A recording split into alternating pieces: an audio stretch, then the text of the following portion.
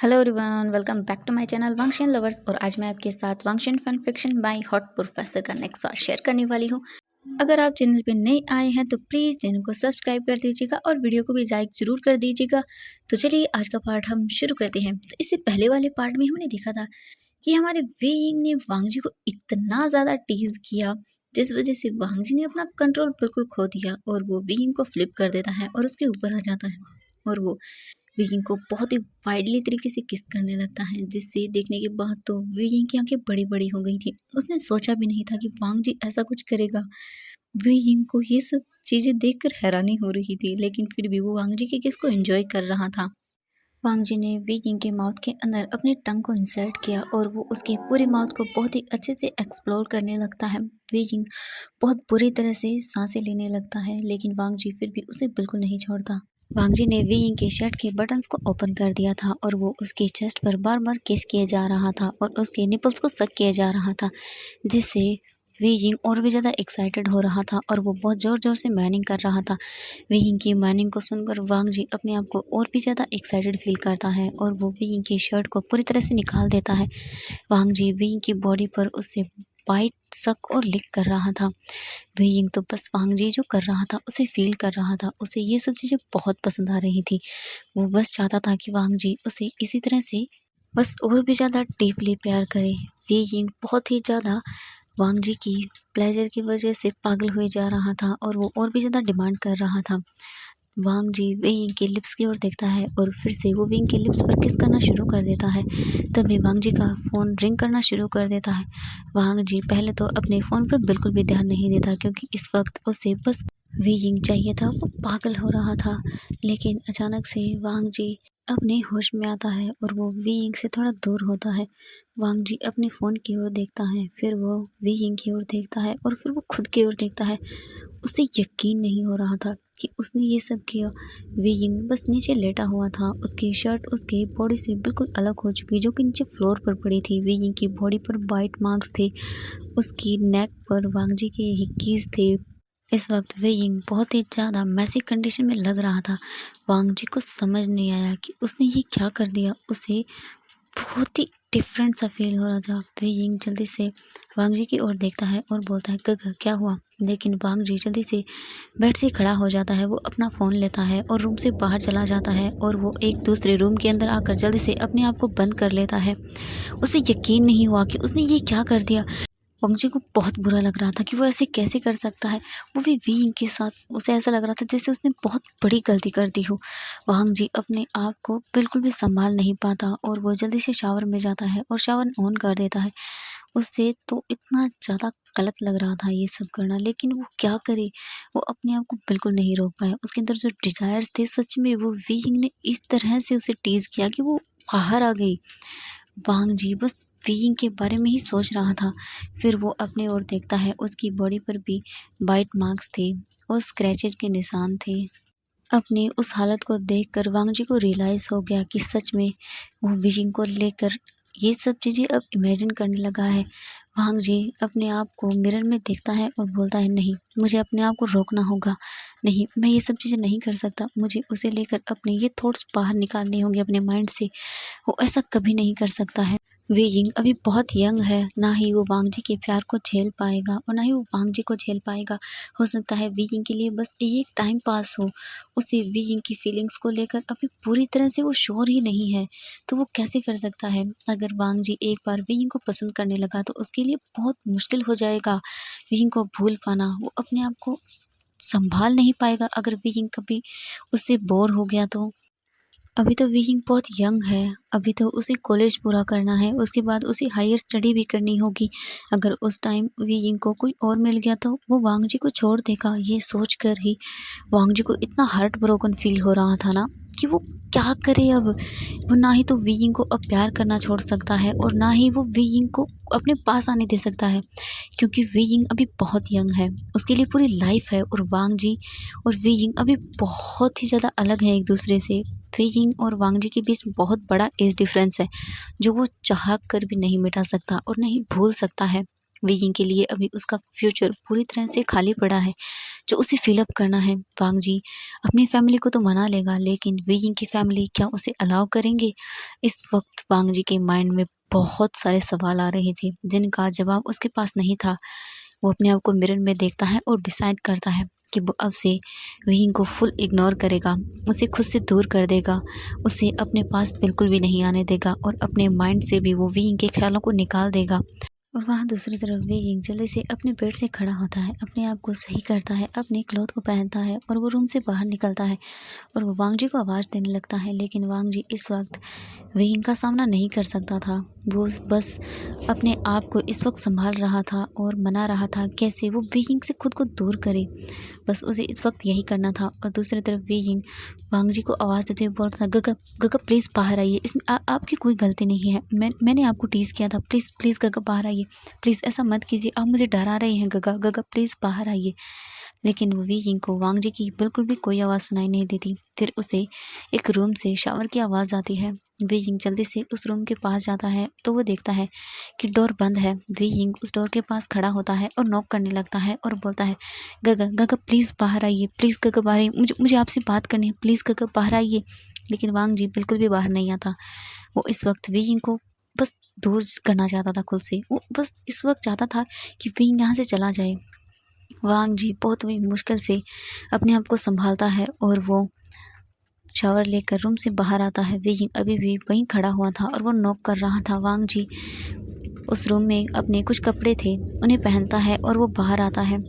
Weighing जैसे ही वांग जी को देखता है तो वो बोलता है, गगा गगा प्लीज़ मुझे बताइए क्या हुआ है, आप वहाँ से चले क्यों गए? मुझे माफ़ कर दीजिएगा कि मैंने आपको ये सब करने पर मजबूर कर दिया। आपकी कोई गलती नहीं थी, आपने कुछ भी गलत नहीं किया है, मुझे वो पसंद आ रहा था, आपकी कोई गलती नहीं है गगा। वांग जी वेइंग की ओर देखता है और बोलता है, वेइंग जाकर सो जाओ। वेइंग वांग जी की ओर देखता है और बोलता है, क्या? गग गग प्लीज़ प्लीज़ आप नाराज़ मत होइए ना। लेकिन वांग जी वेइंग की ओर देखता है और बोलता है, वेइंग मैंने कहा ना जाकर सो जाओ। वेइंग वांग जी की ओर देखता है और बोलता है, प्लीज़ गग ऐसा मत बोलिए। वांग जी गुस्से में वेइंग की ओर देखता है और बोलता है, वेइंग तुम्हें सुनाई नहीं दिया, मैंने कहा अपने रूम में जाओ और सो जाओ। वेइंग को आज पहली बार ऐसा लगा जैसे सच में उसके गगा गुस्सा हो उससे। वेइंग वांग जी की ओर देखता है और बोलता है, गगा गगा प्लीज़ आप ऐसा ऐसा मत बोलिए ना। लेकिन वांग जी वेइंग की ओर गुस्से में देखता है और बोलता है, मैंने कहा ना जाओ यहाँ से और दोबारा कभी ऐसा करने के बारे में सोचना भी नहीं, और दोबारा तुम यहाँ कभी नहीं आओगी और मुझे टीज़ करने के बारे में सोचोगे भी नहीं। अपने स्टडी पर ध्यान दो, समझ में आया तुम्हें? वेइंग वांग जी की ओर देखता है और बोलता है, ये आप ऐसा क्यों बोल रहे हैं गगा गगा प्लीज़ प्लीज़ ऐसा मत कीजिए। वांग जी वेइंग की ओर देखता है और बोलता है, तुम्हें समझ नहीं आया जो मैं बोल रहा हूँ? वेइंग बोलता है, हाँ नहीं आ रहा मुझे समझ, मुझे बस इतना पता है कि मैं आपको पसंद करता हूँ और आपको आपसे दूर नहीं जा सकता, मैं नहीं छोड़ सकता आपको। वांग जी वेइंग की ओर देखता है और बोलता है, लेकिन मैं एक बच्चे में बिल्कुल इंटरेस्टेड नहीं हूँ, समझ आया तुम्हें? वेइंग वांग जी की ओर देखता है और बोलता है, नहीं आप झूठ बोल रहे हैं गगा, ऐसा नहीं है, आप झूठ बोल रहे हैं, ऐसा नहीं है, अगर ऐसा होता तो आप मुझे पहले ही रोक देते। वांग जी वेइंग की ओर देखता है और बोलता है, तुम्हें किसने कहा कि मैं तुम्हें पसंद करता हूँ? हाँ, आज जो हुआ बस वो एक फ़िज़िकल नीड थी, मैं अपने आप को नहीं रोक पाया क्योंकि मैंने कभी भी ये सब नहीं किया था और मुझे करना भी नहीं है। तुम्हें पता नहीं है, क्या कोई एक्साइटेड होता है तो वो ऐसा कर देता है, और मैं भी उसी एक्साइटमेंट की वजह से ये सब कर रहा था, समझ आया तुम्हें? और दोबारा से ऐसा सोचना भी मत, और यहाँ आने के बारे में तो बिल्कुल भी नहीं। वेइंग वांग जी की ओर देखता है और बोलता है, नहीं आप बस एक्साइटेड थे इसीलिए वो कर रहे थे।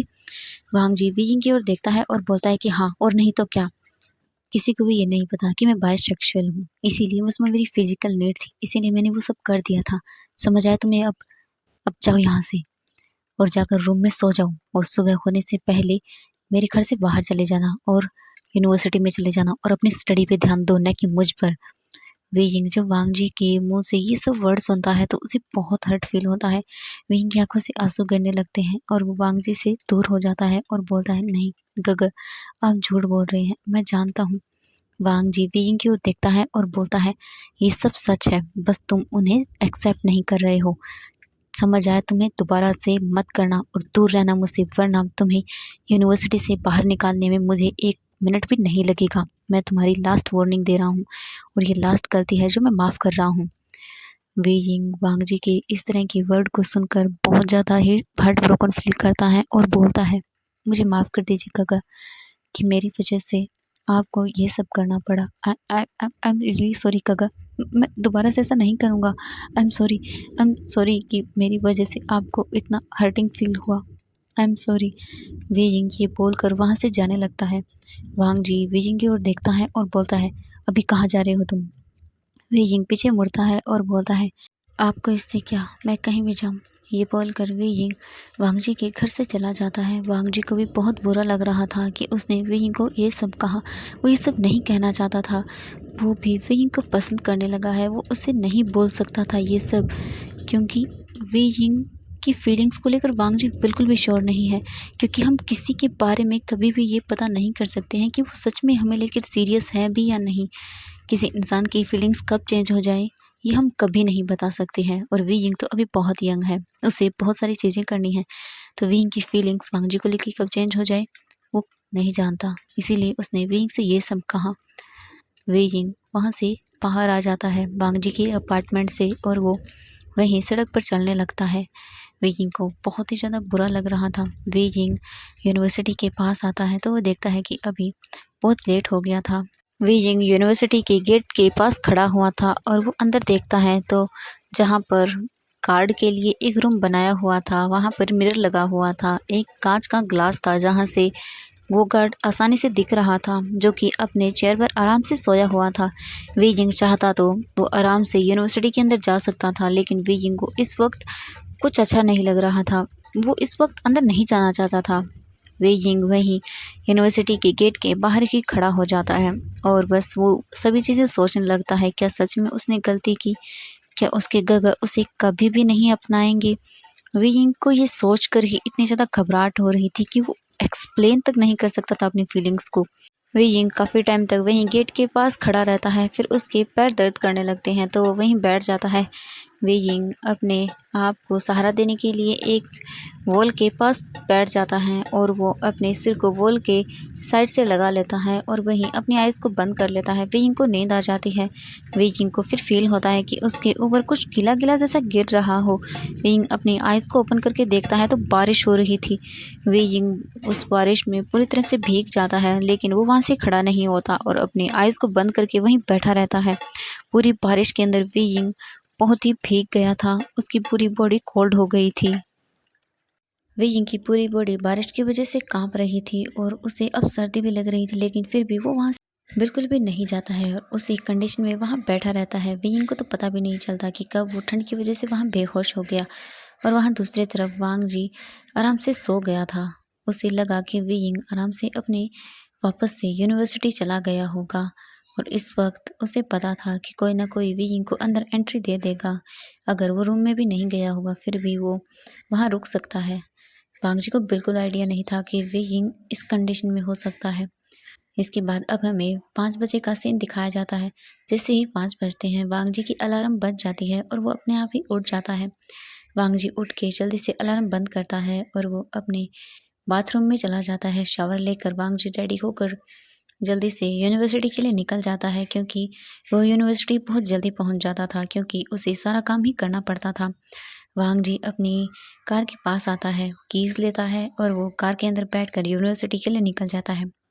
कुछ ही मिनट में वांग जी यूनिवर्सिटी आ जाता है। वांग जी जैसे ही अपनी गाड़ी से गेट खोलने के लिए बाहर आता है तो वो वी यिंग को वहाँ ऐसे ही गिरी हुई देखता है। वांग जी की तो सांसें ही रुक गई थी। उसे यकीन ही नहीं हो रहा था कि वी यिंग इस हालत में यहाँ ऐसे गिरा होगा। वांग जी जल्दी से वी यिंग के पास आता है और वो उसे जगाने की कोशिश करता है, लेकिन वी यिंग तो बिल्कुल नहीं हिलता। वांग जी देखता है कि वी यिंग की पूरी बॉडी बहुत कोल्ड हो गई है और बहुत बुरी तरह से कांप रही है। वांग जी वी यिंग को जल्दी से कैरी करता है, अपनी कार में लेकर आता है और वो उसे अपने घर लेकर आता है। वांग जी जल्दी से वी यिंग को अपने रूम में लेकर आता है और वो उसे वहाँ बेड पर लिटा देता है। वांग जी देखता है कि वी यिंग कितनी बुरी तरह से कांप रहा है। वांग जी वी यिंग के क्लॉथ की ओर देखता है जो कि पूरी तरह से भीग चुके थे। वांग जी बहुत ही मुश्किल से अपने आप को मनाता है और वो वी यिंग के क्लॉथ को चेंज कर देता है। वी यिंग के क्लॉथ को चेंज करते वक्त उसने एक बार भी वी यिंग को अच्छे से नहीं देखा। वो बार-बार अपनी फिस्ट को साइड कर रहा था और बहुत ही मुश्किल से वांग जी ने वी यिंग के सारे क्लॉथ को चेंज कर दिया। उसके बाद वांग जी जल्दी से अपने फ़ोन को निकालता है और वो डॉक्टर को बुला लेता है। कुछ ही टाइम के बाद वहाँ डॉक्टर आ गया था। डॉक्टर ने वी यिंग को चेक किया और उसके बाद वांग जी को बताया कि इन्हें फ़ीवर हो गया है, बहुत हाई फ़ीवर है, लेकिन मैंने इन्हें मेडिसिन दे दी है। कुछ टाइम के अंदर इनका फ़ीवर उतर जाएगा, लेकिन आपको इनका थोड़ा ख़्याल रखना होगा क्योंकि इन्हें बहुत ही हाई फ़ीवर हुआ था, जिस वजह से इनकी पूरी बॉडी इस तरह से काँप रही है। आपको इनका ख़्याल रखना है। वांग जी अपने सिर को हाँ में हिलाता है और उसके बाद वो डॉक्टर वहाँ से चले जाता है। वांग जी वहीं वी यिंग के पास बैठ जाता है और बोलता है, आई एम सॉरी वी यिंग, मैंने क्यों तुम्हें जाने से नहीं रोका, प्लीज़ मुझे माफ़ कर दो। मैं तो बस मैं चाहता था कि तुम ऐसा बिल्कुल ना करो, लेकिन वी यिंग तुमने ऐसा क्यों किया? प्लीज़ वी यिंग तुम ऐसा क्यों कर रहे हो? प्लीज़ ऐसा मत करो, क्यों खुद को हर्ट कर रहे हो? वांग जी अपना फ़ोन लेता है और अपने ब्रदर को बोल देता है कि वो अभी यूनिवर्सिटी नहीं आ सकता, उसे कुछ काम है। लैन सिचन ने कहा कि कोई बात नहीं, मैं और अंकल यूनिवर्सिटी आ जाएंगे आज जल्दी, तुम्हें आने की ज़रूरत नहीं है। वैसे वांग जी क्या कुछ हुआ है? वांग जी अपने ब्रदर को बोला, नहीं ब्रदर कुछ नहीं हुआ, बस मैं थोड़ा सा कुछ काम में बिजी हूँ, इसलिए मैं नहीं आ सकता। लैन सिचन ने कहा कि कोई बात नहीं वांग जी, तुम अपना काम कर लो। इसके बाद वांग जी वी यिंग की ओर देखता है और वो वी यिंग की केयर करने लगता है।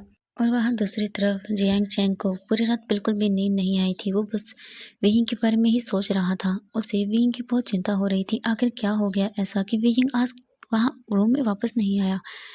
उसे बहुत अच्छा नहीं लग रहा था, इसलिए उसने फ़ोन निकाला और वीइंग को कॉल कर दिया।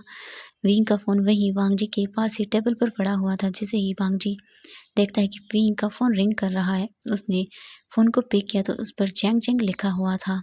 वांग जी ने कॉल को पिक किया और उसने जैसे ही कॉल को पिक किया तो जियांग चैंग गुस्से में बोलता है, इडियट कहीं के, तुम्हारा दिमाग खराब है, तुम कहाँ हो? तुम्हें पता भी है मुझे तुम्हारी कितनी परवाह हो रही है और डैड हमें लेने के लिए आने वाले हैं। कहाँ हो तुम वापस आओ, मैं तुम्हारी टांगें तोड़ दूंगा। वांग जी ये सुनकर थोड़ा सा हैरान रह गया था कि इस तरह से कौन बात कर सकता है विंग के साथ। वांग जी कुछ नहीं बोलता, वो बस चुपचाप जो जियांग चैंग बोल रहा था उसे सुन लेता है। तभी झैंग झैंग देखता है कि इडियट, अब बोलोगे भी तुम? कब से मैं ही बोले जा रहा हूँ, एक शब्द तुमने अपने मुंह से नहीं निकाला, तुम वापस आओ, मैं तुम्हें बताता हूँ। वांग जी बहुत मुश्किल से बोलता है कि हेलो। जैसे ही झैंग झैंग को किसी और की आवाज़ सुनाई देती है तो वो बोलता है, हेलो, ये कौन है? वी कहाँ है और आप कौन है? वांग जी धीरे से बोलता है, मैं लैन वांग जी हूँ। जैसे ही जैंग चैंग ये सुनता है उसके तो होश ही उड़ जाते हैं। जैंग चैंग बोलता है, क्या क्या सर आप लैन वांग जी, मुझे सर आप वीइंग कहाँ है? क्या क्या सब ठीक तो है ना? लैन जैन जैंग चैंग से बोलता है कि हाँ हाँ वो ठीक है, बस उसे थोड़ा फीवर हो गया है और वो मेरे घर पर है। जियांग चैंग को कुछ समझ नहीं आ रहा था कि आखिरकार हो क्या रहा है और वो बहुत मुश्किल से बोलता है, आपके घर पर, लेकिन कैसे? वांग जी बोलता है कि वो मैं उसे जल्द ही वापस ले आऊँगा, फिलहाल वो ठीक है, मैंने उसे मेडिसिन दे दिया है। जियांग चैंग बोलता है ठीक है और वो फ़ोन को कट कर देता है। उसे तो कुछ समझ नहीं आ रहा था कि क्या हो रहा है। वी यिंग वो भी वांग जी के घर पर आखिर कर क्या रहा है? तो फ्रेंड्स आज के लिए बस इतना ही। नेक्स्ट पार्ट के लिए वेट कीजिएगा। Thank you so much friends मेरी वीडियो देखने के लिए। Bye bye everyone.